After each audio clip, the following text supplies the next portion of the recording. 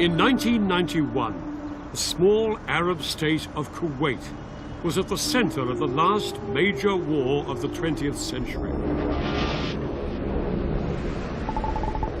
Saddam Hussein's Iraq had invaded Kuwait, putting nearly half the world's oil within his reach.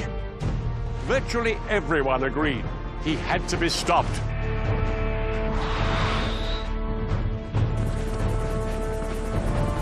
Over 1 million troops faced each other across the battlefield.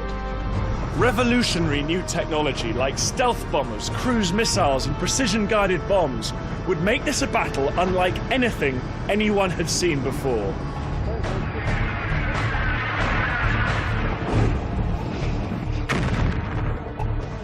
I'll be getting to grips with some of the challenges faced by the men and women on the front line in this new era of warfare. And I'll show how the commanders chose their tactics in a war dominated by cutting-edge technology and ruthless political calculation. With his seizure of Kuwait, Saddam Hussein threatened to hold the whole world to ransom. He warned that the fight that would follow would be the mother of all battles. Everything would now depend on the outcome of Operation Desert Storm, the battle for Kuwait.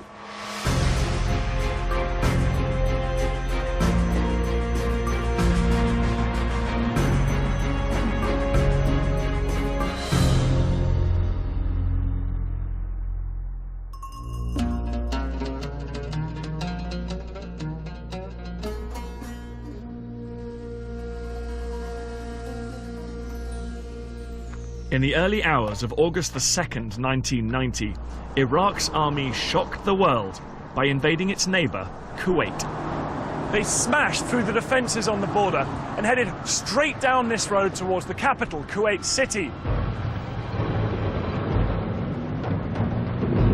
Kuwait's tiny army was unable to mount any serious resistance.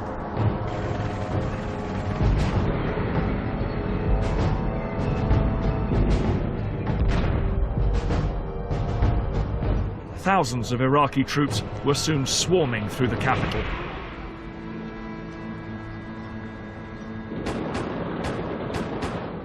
At around 4:30 a.m., just hours after the start of the invasion, Iraqi troops arrived here at the Parliament building.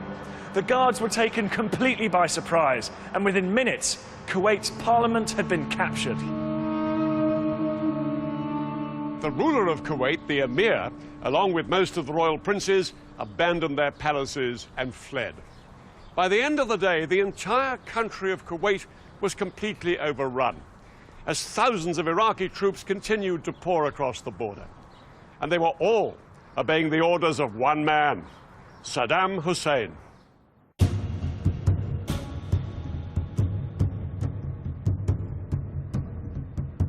Saddam Hussein was the president of Iraq and a brutal dictator.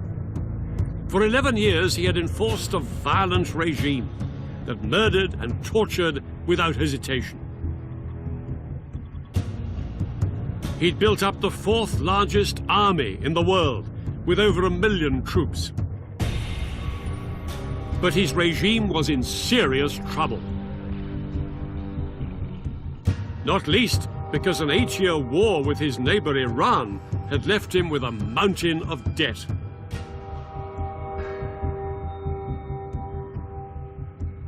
Iraq was bankrupt.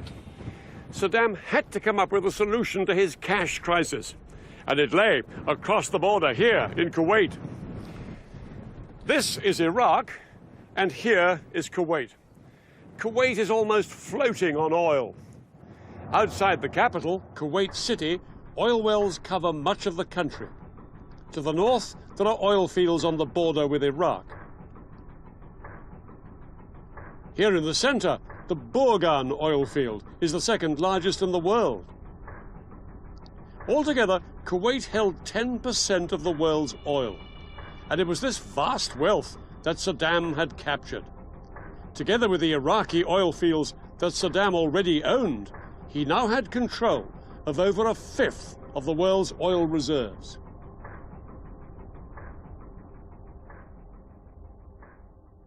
Saddam gambled that Western leaders did not have the stomach for a Middle East war and would have to accept his occupation of Kuwait. But he was in for a rude shock. This will not stand. This will not stand, this aggression against Kuwait. What has happened is a total violation of international law. Please raise their hand. The United Nations condemned the invasion and called on Saddam to withdraw his troops from Kuwait. But far from withdrawing, there were signs that he might be planning something even bigger. Thousands of Iraqi reinforcements were moving into Kuwait. Some set up defensive positions along the coastline. But most worrying for global leaders was the large number of troops and tanks driving right down through the country and massing on its southern border. The question was, would they stop there? 200 miles south of the border was the richest concentration of oil wells in the world. The oil fields of Saudi Arabia. The Saudi army was small. If Saddam chose to attack now, there was nothing to stop him. If he seized Saudi Arabia's wells, he would control nearly half the world's oil. President Bush Sr. and British Prime Minister Margaret Thatcher were determined to stop him. They were convinced that the only way to protect Saudi Arabia and its oil was to put US and British troops in on the ground. But there was a huge problem. Saudi Arabia is the spiritual home of Islam. It contains the cities of Mecca and Medina, the most holy sites in the Muslim world. Its royal family ran the country according to strict Islamic laws. Any attempt to fly in tens of thousands of troops from the non-Muslim armies of Britain and America was a political minefield.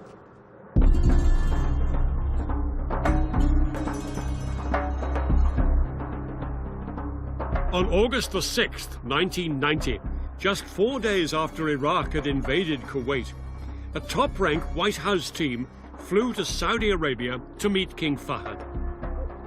They offered to fly in thousands of US troops to defend the kingdom. King Fahd knew his meager forces couldn't stop Saddam Hussein if he chose to invade. And so, despite the risk of huge anger from devout Muslims, he immediately gave the Americans the invitation they wanted.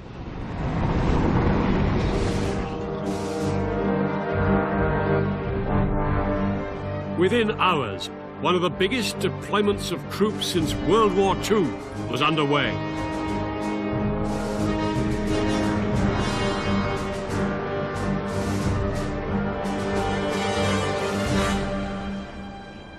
More than 250,000 American and British troops from bases in the US and Europe headed for the deserts of the Middle East.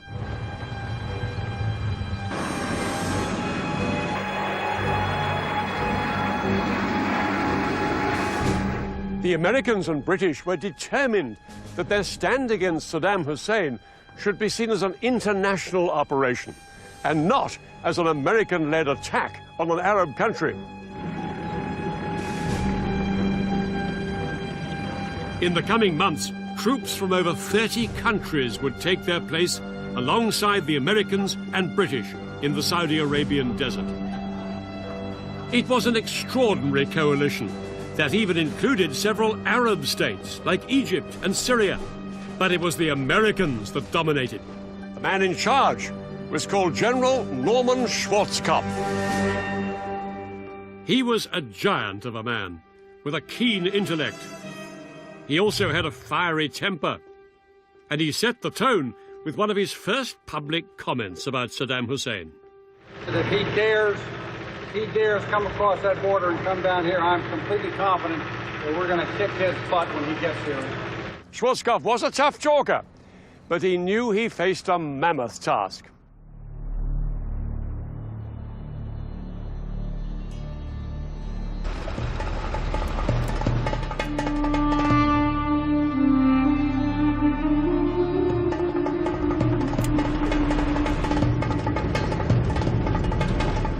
Many of the troops had been trained to go into battle on the green rolling hills of Europe. They arrived to find a scorched, barren desert like this one. It was a place few of them had ever imagined they'd have to fight over.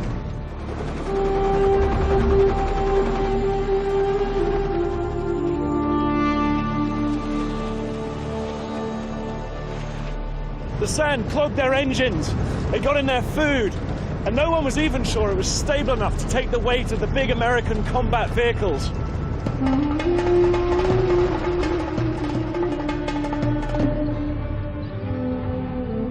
But the biggest problem by far was making sure the Western troops did not offend their Muslim hosts. Even apparently innocent behavior, like female American troops wearing short sleeves, could cause huge offense in a country where women are expected to cover up completely. Troops were issued with instructions on how to behave appropriately in a devout Muslim country. US Army chaplains were even renamed morale officers so as not to cause offense, but it remained a fragile coexistence.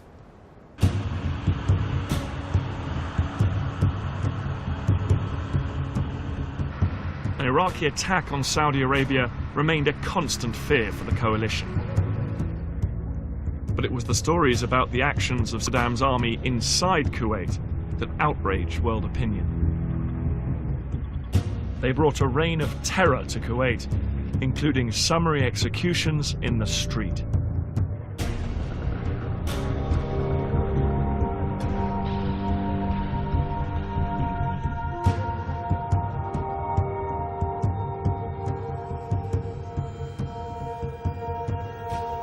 Saddam's men were looting shops, houses and factories across the city. Torture and punishment beatings became commonplace as the Iraqis tried to crush any sign of Kuwaiti resistance. Some resistance fighters were even shot dead in front of their own families as a warning to everybody else not to get involved.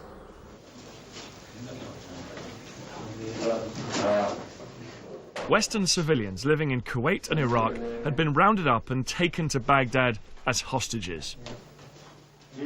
Saddam appeared with some of them on television in a clumsy attempt to show that they were being treated well. You are British, all of the moment, yes. Stuart and Halib. Does Stuart get his milk? Yes, he does. Meanwhile, his grip on Kuwait was tightening. Saddam Hussein had turned Kuwait into a defensive fortress. Hundreds of thousands of Iraqi troops were in and around Kuwait. Many of them dug in down here on its southern border. They'd built very heavily defended positions with great sand ramparts close to the frontier with Saudi Arabia. Behind them was a second line of defense with thousands of troops. And then about 100 miles further back, just inside Iraq, were Saddam's elite troops, the Republican Guards, waiting in reserve.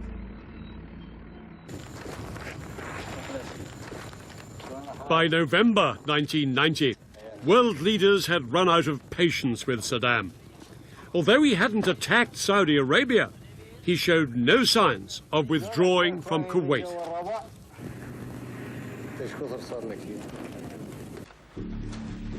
So the UN Security Council passed a new resolution that changed the coalition's mission dramatically. 12 votes in favor, 2 votes against, 1 abstention. No longer would the coalition just defend Saudi Arabia. If Saddam's troops had not withdrawn from Kuwait in 6 weeks, the coalition would attack and force the Iraqis out. The countdown to war had begun. For the US military, it was a daunting prospect. They were haunted by the memories of the United States' last major conflict and knew that they could not afford to make the same mistakes again. If one American soldier has to go into battle, that soldier will have enough force behind him to win and then get out as soon as possible. This will not be another Vietnam.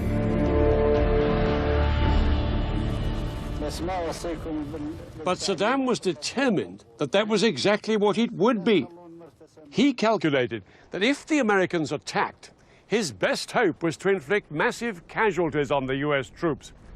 Saddam believed that after the Vietnam War, it was not something the US public would tolerate. And in 1990, he had the weapons to cause thousands of casualties in seconds.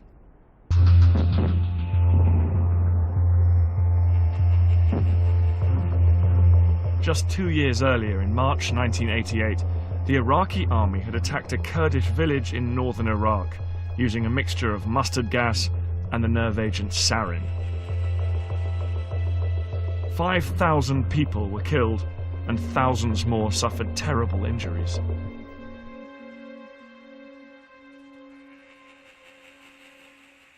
Throughout the coalition, every soldier lived in fear of an Iraqi chemical attack. Day after day, they practiced the drills that would save their lives if nerve gas was used against them.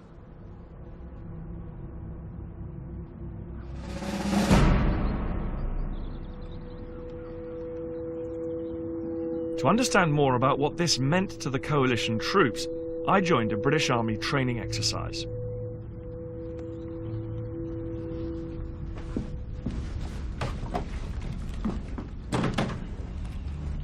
My job was to help unload equipment until the instructor launched a gas attack drill.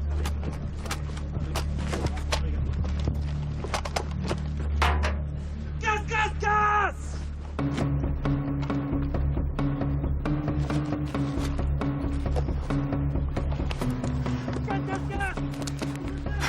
Gas, gas, gas!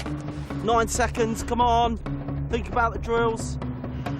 Okay, let's go, well done. If a soldier couldn't get their mask on this quickly in a real attack, the gas could be lethal. Come on, 2 minutes, let's go.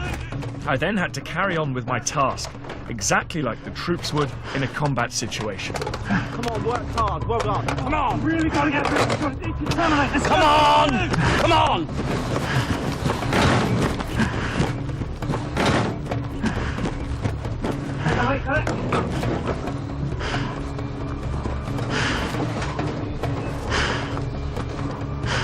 Down this side, down this side.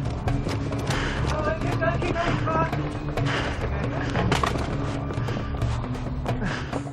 going. But gas masks make it impossible to breathe properly, as I was finding out. Excellent, well done, well done. I can't actually speak. I'm not getting enough air in here. 2 minutes! Come on, well done, well done.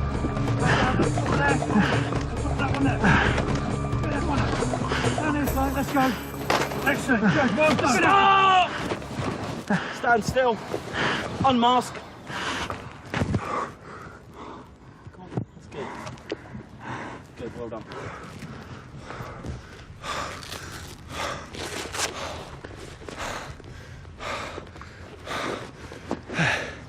There's just no air in there at all.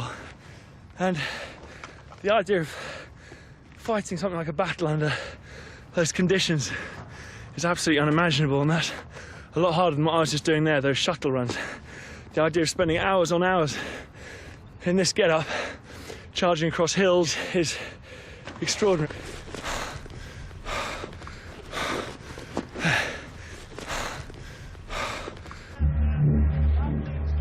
But in 1991, soldiers feared they really would have to fight while under chemical attack. Some of them were already suffering heat exhaustion just from wearing gas masks in training. Schwarzkopf knew that if it came to war, the greatest threat to his troops was Iraq's chemical weapons. And he also knew he would have to minimize American and coalition casualties. The key would be to keep his ground troops out of the battle for as long as possible.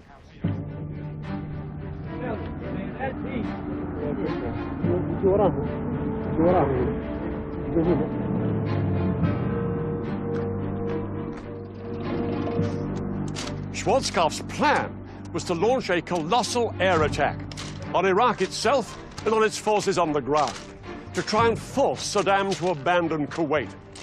But if this didn't persuade Saddam to leave, Schwarzkopf knew that he would have to take a far more risky step.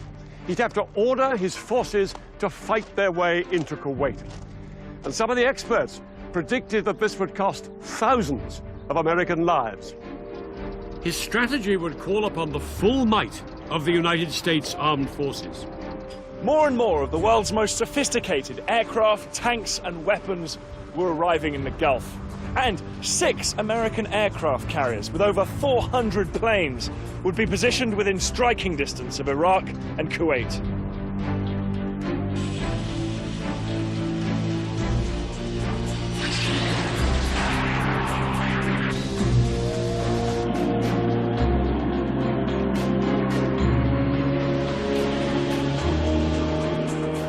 One week before the UN deadline expired, 750,000 coalition troops waited on the battlefield, as the politicians made one last attempt to find a diplomatic solution.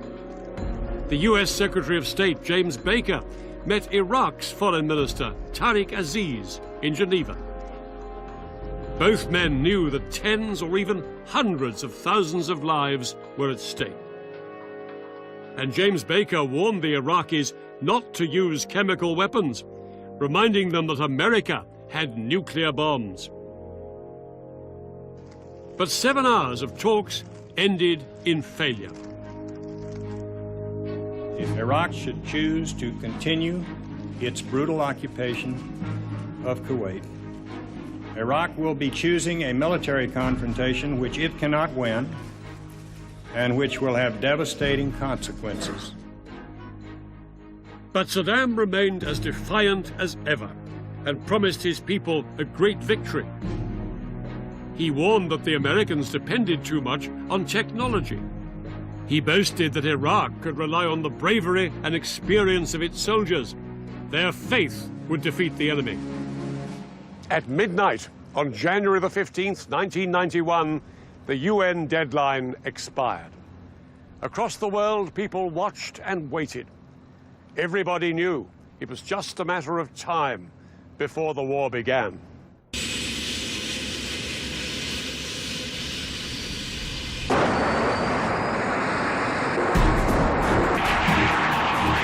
In the early hours of January the 17th, 1991, hundreds of coalition aircraft took to the skies and headed for their targets. Operation Desert Storm had begun. British RAF pilots in low-flying Tornado aircraft carried bombs designed to crater Iraqi runways. The Americans' first target was Iraq's capital. From the rooftops of Baghdad, 3,000 anti-aircraft guns fired into the night.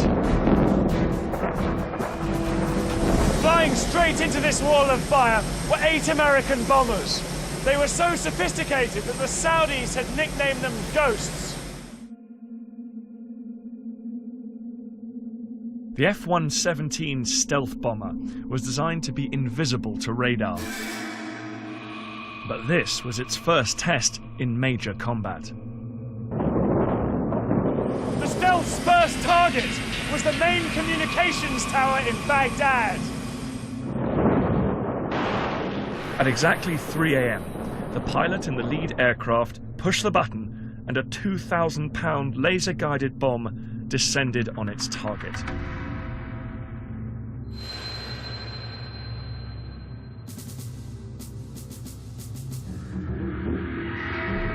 Across the city, the ground shook as 14 more bombs from other stealths hit their targets. The aircraft turned for home. Cruise missiles launched from US warships knocked out the power stations and plunged the city into darkness.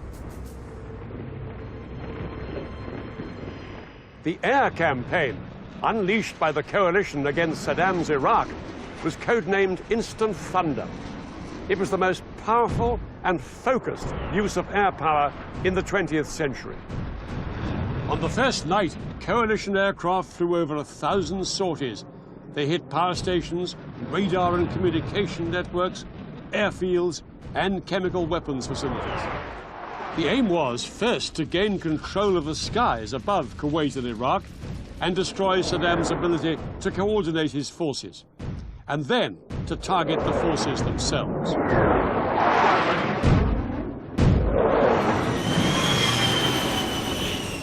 Guided in by laser, a bomb launch from planes like these could explode within 3 meters of its target, even from a range of 7 miles.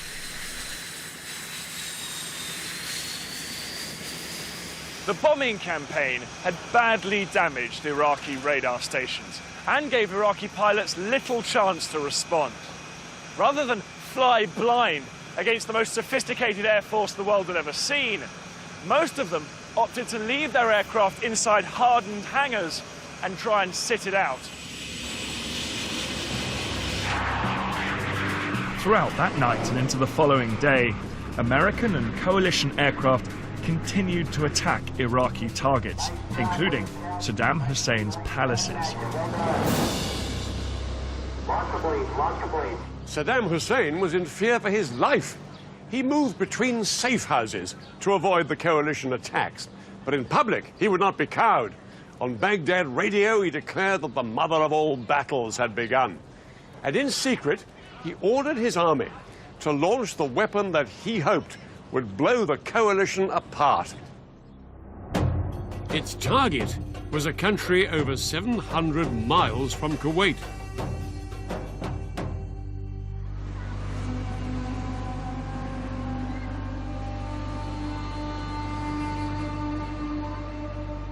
At 2 a.m. on January the 18th, 1991, air raid sirens sounded across Israel.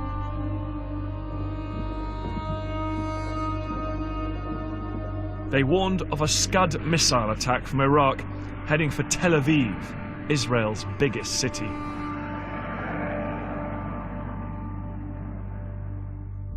Moments later, the first Scud hit this factory near a housing estate in a residential suburb of the city.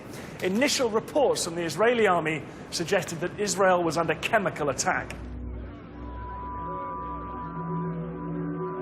In the confusion and panic, people all over the city put on their gas masks. Some even injected themselves with the antidote to nerve gas. Saddam Hussein's attack on Israel was an act of ruthless calculation. He hoped Israel would retaliate. If it did, Israel would then appear to be on the same side as the Arab nations in the coalition. Saddam's hope was that the Arabs' hatred of Israel would make this unthinkable for them. They would withdraw from the coalition, and the coalition would collapse. From Washington, senior White House officials called the Israeli defense minister, urging him to show restraint. For hours, the whole world held its breath, waiting to see how the Israelis would respond. 8 Scuds had been fired at Israel that night, and by daybreak, residents were still on alert. But reports of a chemical attack had turned out to be a false alarm, and remarkably, nobody had been killed by any of the missiles. Under huge pressure from the White House, the Israeli Prime Minister, Yitzhak Shamir, agreed not to retaliate, at least for the time being. In return, the Americans promised to make the destruction of the Scud missile launchers inside Iraq their top military priority. The Scud hunt was on.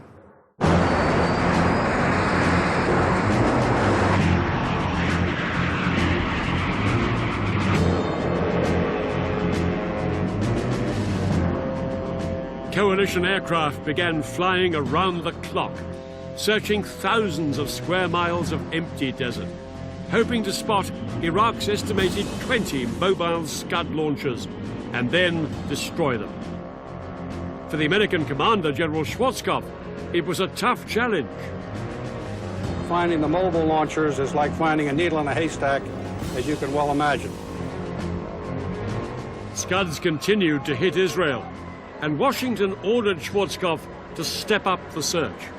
By the 24th of January, 40% of the coalition's air sorties were diverted to Scud hunting, and special forces like Britain's SAS were sent into Iraq to try and destroy the launchers from the ground.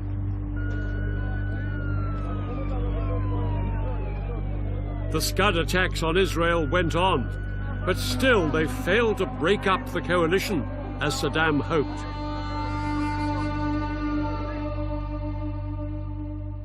In a further attempt to weaken public support for the war, British pilots John Nichol and John Peters, shot down on the first night, were paraded on Iraqi television.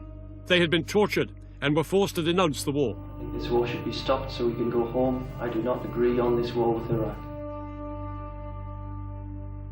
The pictures provoked condemnation across the world and only inflamed Western public opinion against Saddam. Saddam was unable to prevent the air campaign systematically destroying his army. So 2 weeks after the air war began, he ordered an attack that would force the Americans into the risky ground combat they wanted to avoid.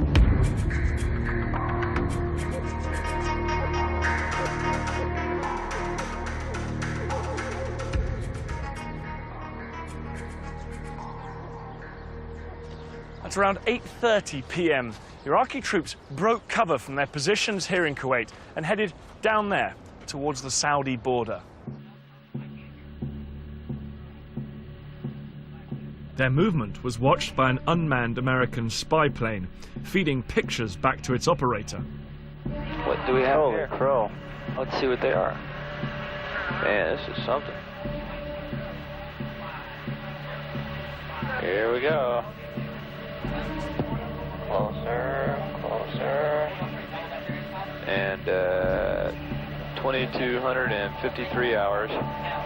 They've crossed the border. Crossed in Saudi Arabia. King Fahd's going to be pissed. Fahd baby's going to be pissed. He's going to be hot. Yeah. The coalition had complete control of the skies over Kuwait, but not a single aircraft was close enough to stop the Iraqis. Where's our air? This is ridiculous. Frickin' bomber couldn't ask for any better target than that.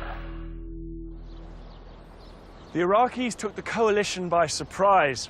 They met little resistance and seized the Saudi town of Khafji, about 10 miles down the road. Go for it. Yep. Right to the right of that.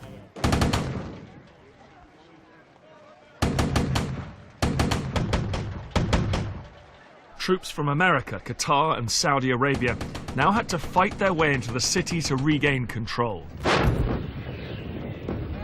Arm this missile, I'll shoot it down range. Take that bad boy out.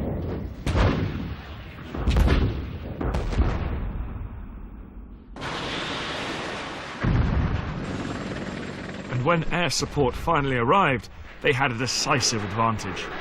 I certainly would not want to be an Iraqi troop up there. Aircraft are swarming over that battlefield like gnats. After 2 days of fighting, coalition troops finally regained control. An estimated 38 Iraqis were killed and hundreds more captured, but the coalition had suffered too. In their first taste of ground combat, 43 coalition troops, including 25 US Marines, were killed. For some, it had been a sobering experience. I never expected that kind of fear, but you have to overcome it. Because if you don't overcome it, it's just like being defeated without actually being killed or anything like that.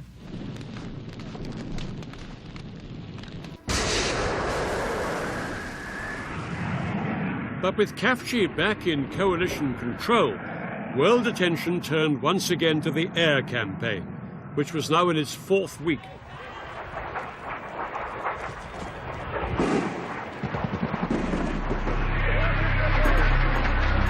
Television audiences across the world had become hooked on the extraordinary footage being beamed into their homes around the clock.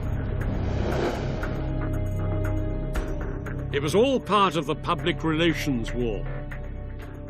After their experiences in Vietnam, American commanders knew that unfavorable coverage might damage public support for the war. So they carefully managed what was actually seen by the watching world. Splash. That was an excellent splash.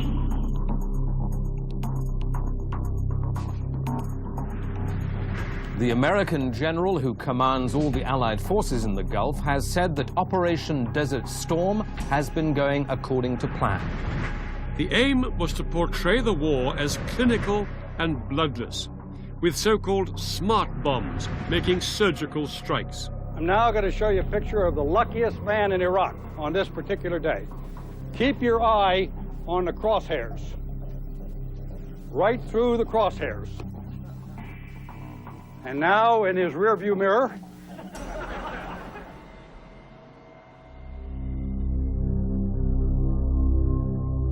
But the laughter was about to end.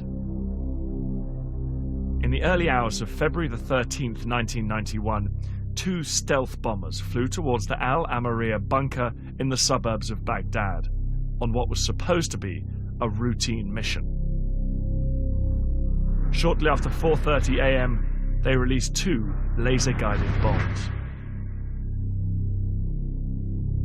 Exactly as planned, the bombs dropped down a ventilation shaft and exploded deep inside the bunker to maximize destruction.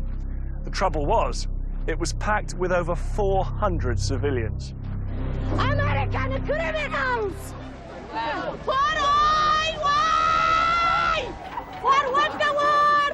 For what the war? Hundreds had been killed, many of them children. Pictures of the disaster were broadcast around the world. I miss my wife and my children. It's not fair. Nobody says something to stop this massacre. It was a terrible mistake. Coalition air planners had believed that the Al-Amariya bunker was being used by Iraqi commanders, not civilians. These images of so many dead civilians and their distraught relatives shattered the myth that this was a bloodless war, and it forced Schwarzkopf to curtail the bombing of Iraqi cities for fear of causing more civilian casualties.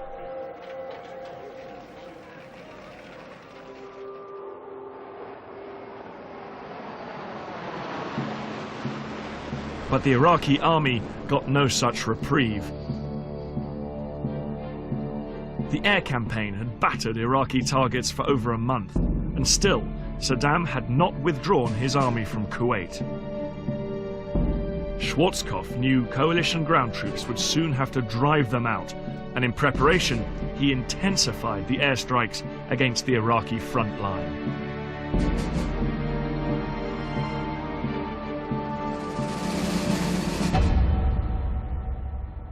There was nothing smart about this bombardment.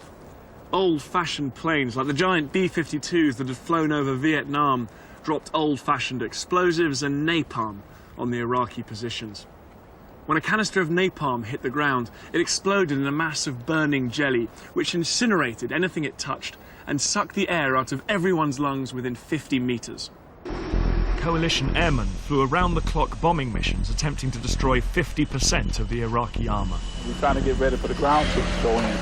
So we're really trying to hit them hard in order to clear it out for the ground troops. We send out 300 or 400, 500 bombs a day. Some of them weigh 1,000 pounds apiece, so it's unreal the tonnage going out here.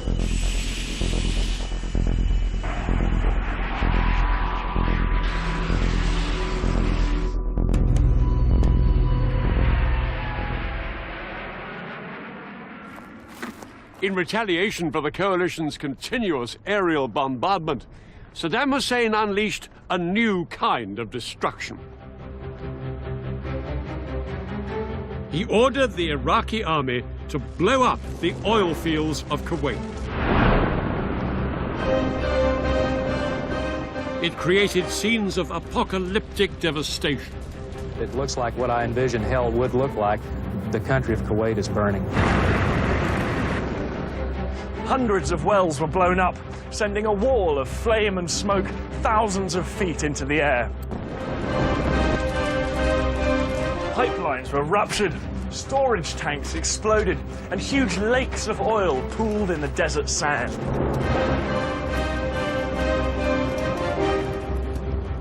Choking black clouds filled the air, and day turned to night as the smoke blocked out the sun.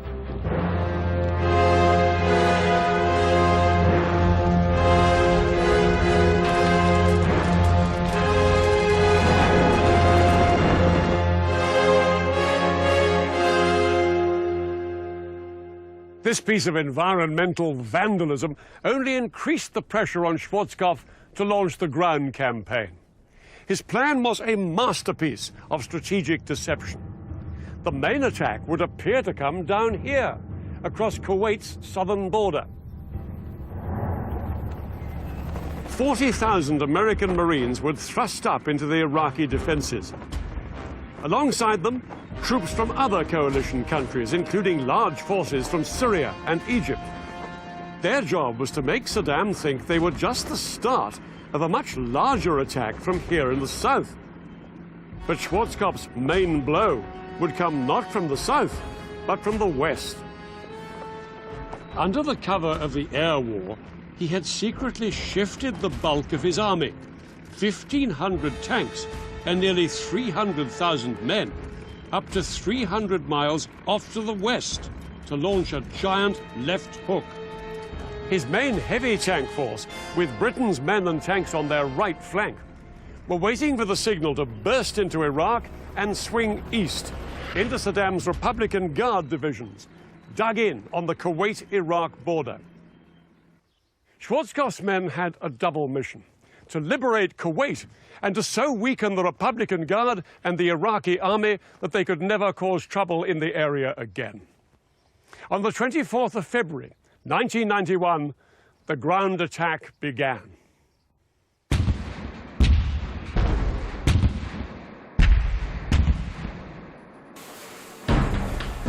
Out in the Gulf, the big guns of the US warships began a massive artillery barrage onto the Kuwaiti coastline.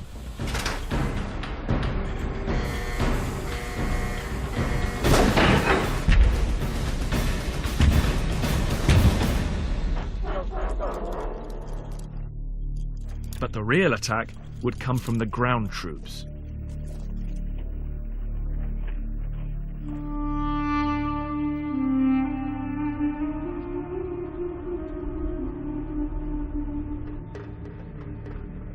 And the first to go in would be the US Marines. This is it. Have fun. We've got an American flag in this pack right here we're going to raise in Kuwait. The Marines had to bulldoze gaps in huge banks of sand like this one so the tanks and artillery could advance.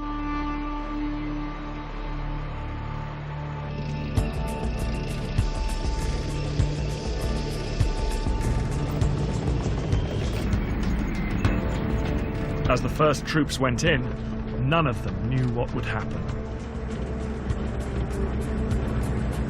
The fear of a chemical attack was so great that the US troops wore chemical protection suits and gas masks. In front of them, they expected vast minefields and tens of thousands of Iraqi troops in heavily defended, entrenched positions. Coalition commanders expected the Marines to be able to penetrate just a few miles into the heavy Iraqi defenses, with as many as 1 in 3 of the Marines being killed or injured. But as the Marines crossed into Kuwait, they were amazed at what happened.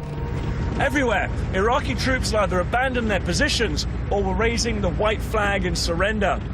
Most of them were conscripts, and after the devastating 5-week air bombardment, they were sleep-deprived, shell-shocked, and dehydrated. They were in no position to fight.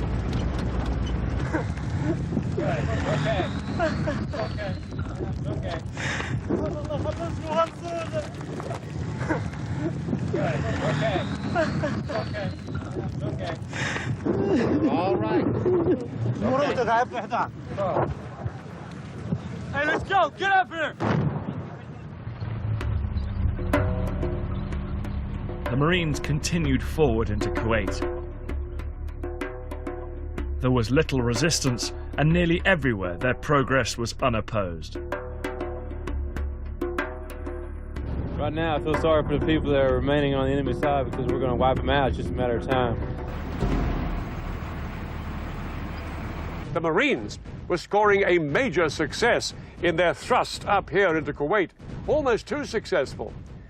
They and the Arab forces to the east and west of them were fast heading for Kuwait City.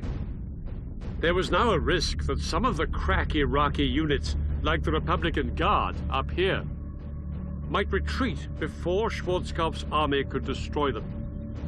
So he brought forward the timetable for his main attack. He ordered his big left hook, including Britain's tank force, to go in 15 hours ahead of schedule. The British would go for Kuwait, and the US tanks would head for the Republican Guard.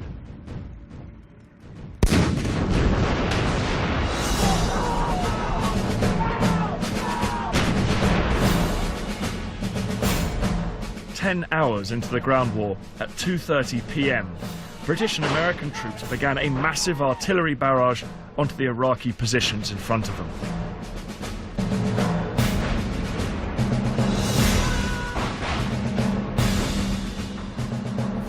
One of their key weapons was the multiple launch rocket system.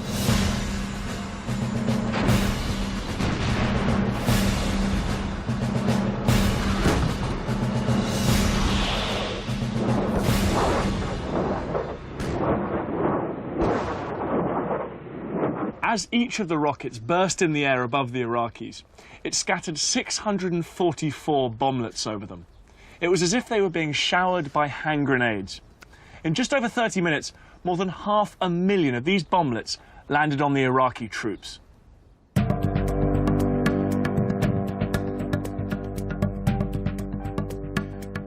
As the artillery died down, more than 150,000 coalition troops and over 1,500 tanks began their advance. Saddam knew he couldn't keep Kuwait much longer, but he was still determined to show the Americans he had the capacity to hit them where it hurt. He ordered his troops inside Kuwait to counterattack against the US Marines.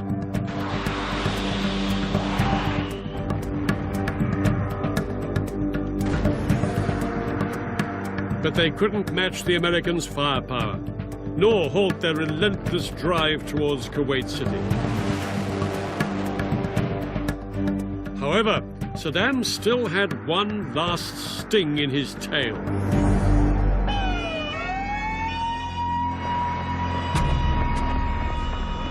Iraqi troops fired a Scud missile towards a coalition base in Dhahran, Saudi Arabia.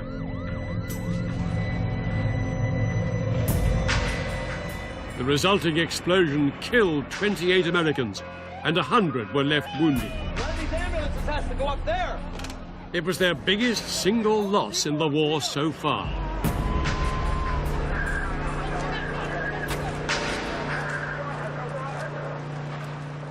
Despite this incident, the British and American troops had to keep up the speed of their advance. Saddam's army was collapsing by the minute, and every minute counted if Schwarzkopf was to be able to destroy the bulk of Iraq's military equipment before it escaped.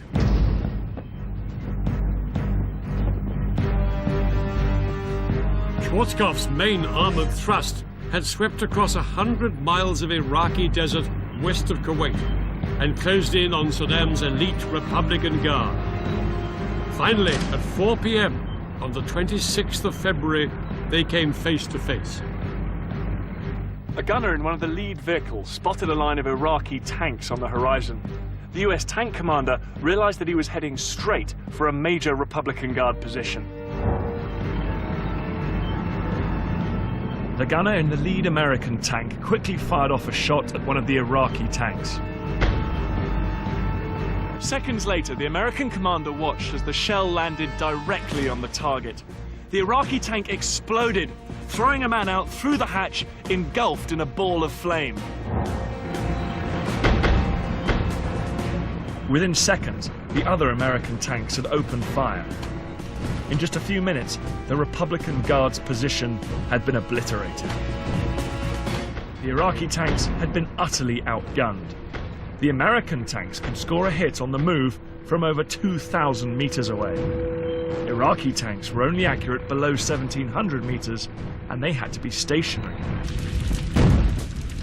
Within a couple of hours, over 50 Iraqi armored vehicles were destroyed, with few American losses. Throughout the night, the Americans pursued the Republican Guard. By daybreak, they'd smashed an entire division, leaving over 100 tanks and armored vehicles smoking on the battlefield. The remaining Republican Guard divisions made a desperate retreat, and the Americans continued to hunt them down. It looked like the Americans now had the Republican Guard at their mercy. But something had happened inside Kuwait that would help save them from destruction.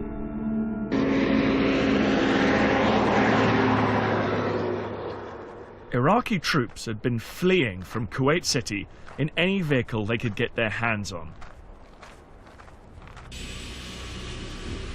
American commanders were determined to stop them. It led to one of the most controversial episodes of the war. Using laser-guided bombs, pilots attacked Iraqi vehicles along a stretch of this road leading north from Kuwait City. This created a roadblock, and behind it, hundreds of vehicles became trapped in a giant traffic jam. This made them totally vulnerable to the American aircraft overhead. Some of them were so desperate to escape that they drove off across the desert. Every available American aircraft was ordered into the attack, with devastating results.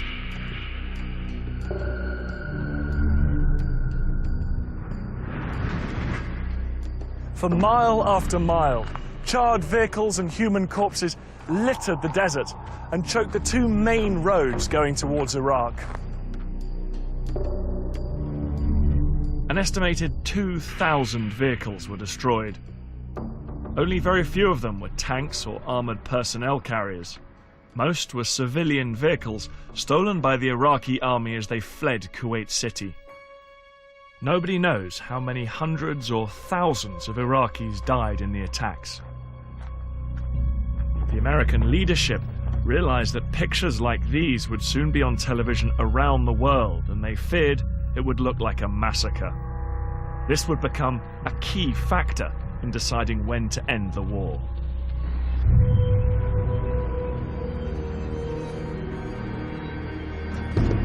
"36 hours later, coalition troops led by units from Kuwait's own army arrived in Kuwait City.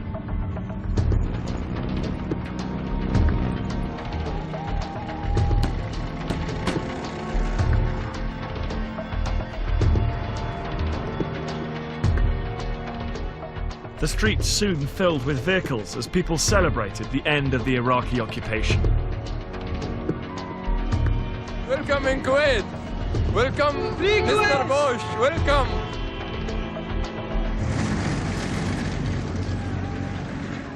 Alongside them were American troops, greeted as heroes, as liberators of a country that had been subjected to months of horror by the Iraqi regime. They don't have any civilization. They kill not by guns only, by torturing. They brought them over here in this place, and they just shot them and killed them and left them for 5 days, just like a garbage.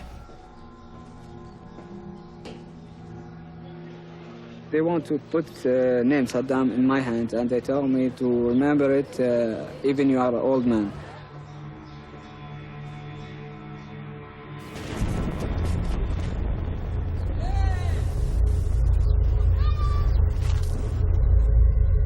With the liberation of Kuwait, the main political goal of the war had been achieved.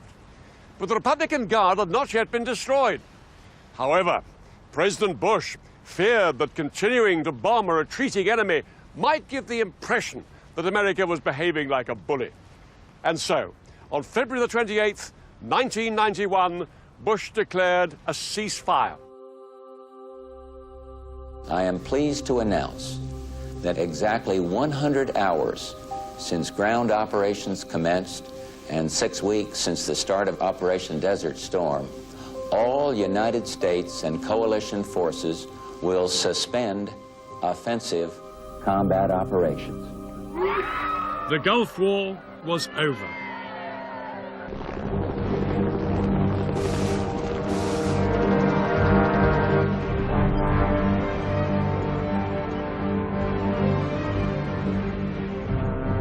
Within weeks, tens of thousands of coalition troops began the long journey home. All of them grateful that the mass casualties they'd feared had never materialized.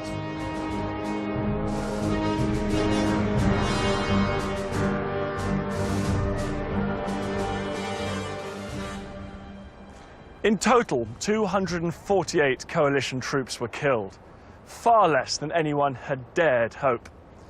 Nobody knows how many Iraqis died, though some estimates put the figure at over 30,000, including 3,000 civilians. Despite the pre-war fears of the coalition, it had turned out to be one of the most one-sided battles in modern history.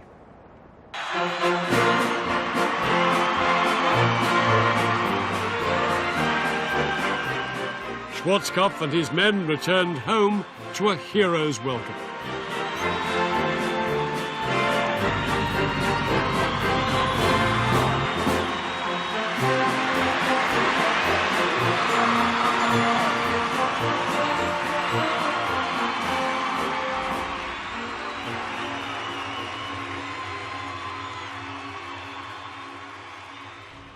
The Allies could have chased Saddam all the way to Baghdad, but they had no authority from the UN and no wish to become mired in Iraq. Instead, they hoped that Saddam would now be too weak to be a threat.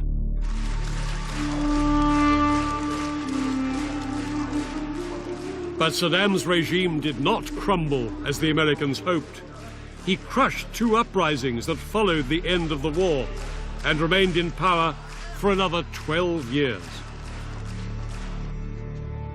Several thousand US forces remained in Saudi Arabia to keep watch on Saddam's army. Osama bin Laden has claimed that it was this presence of US troops in the Muslim Holy Land of Saudi Arabia that motivated him to launch a series of attacks against American interests. This culminated in the events of September the 11th, 2001.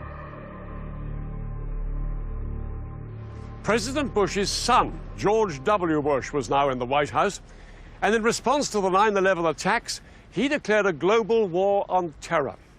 As part of this war, he launched a US and British-led invasion of Iraq in 2003, which ousted Saddam Hussein from power. Thousands of British and American troops remain in Iraq to this day, dealing with the consequences. No one knows when they will return home.